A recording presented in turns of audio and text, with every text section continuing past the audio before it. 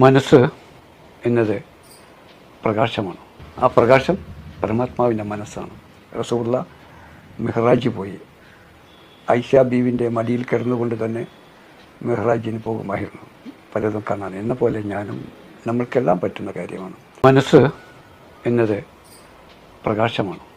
ഏറ്റവും വേഗതയിൽ സഞ്ചരിക്കുകയും മനസ്സ് ചിന്തയിലൂടെയാണ് വിഹായസിലേക്കും വിദൂരങ്ങളിലേക്കും എല്ലാത്തിൻ്റെ ആഴങ്ങളിലേക്കും ഇറങ്ങിച്ചെന്ന് മനസ്സ് എല്ലാം കണ്ടെത്തി അറിഞ്ഞ് പറയുന്നതും അനുഭവിക്കുന്നതും പ്രകാശ മനസ്സാണ്.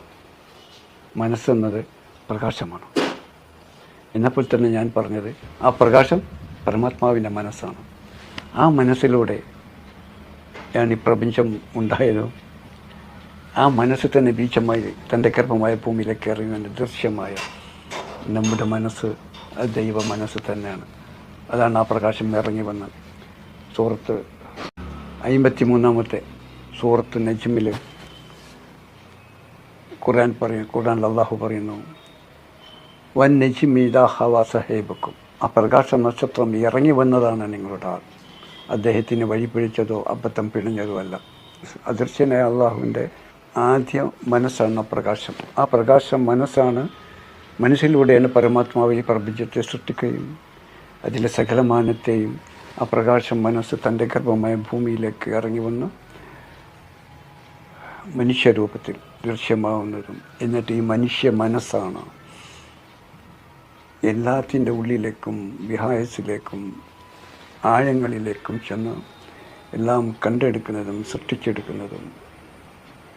ഈ പ്രപഞ്ചത്തിൽ മനുഷ്യരൂപത്തിലൂടെ എന്തൊക്കെ സൃഷ്ടിച്ചോ, എന്തൊക്കെ ഉണ്ടാക്കി കണ്ടെത്തിയോ, ഇതൊക്കെ പ്രകാശ മനസ്സിൻ്റെ ദൈവിക മനസ്സിൻ്റെ പ്രവർത്തനങ്ങളാണ്.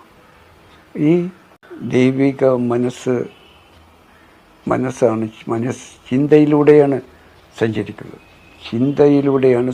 ഈ ചിന്തയ്ക്കാണ് ബുറാക്കെന്നും ഖുർആനിൽ മുഹമ്മദ് സഞ്ചരിച്ചത്, ജിബ്രീൽ എന്നും ബുറാഖ് എന്നൊക്കെ പറയുന്നത് നമ്മൾ ഈ ചിന്തിച്ച് ആ വസ്തുതയിലേക്ക് ചെന്ന് എത്തുന്നതാണ്. ഇതിനാണ് മെഹ്റാജ് എന്നും പറയുന്നത്. റസൂലുള്ള മെഹ്റാജ് പോയി. ഐഷ ബീവിൻ്റെ മടിയിൽ കിടന്നുകൊണ്ട് തന്നെ മെഹ്റാജിന് പോകുമായിരുന്നു, പലതും കാണാൻ. എന്ന പോലെ ഞാനും നമ്മൾക്കെല്ലാം പറ്റുന്ന കാര്യമാണ്.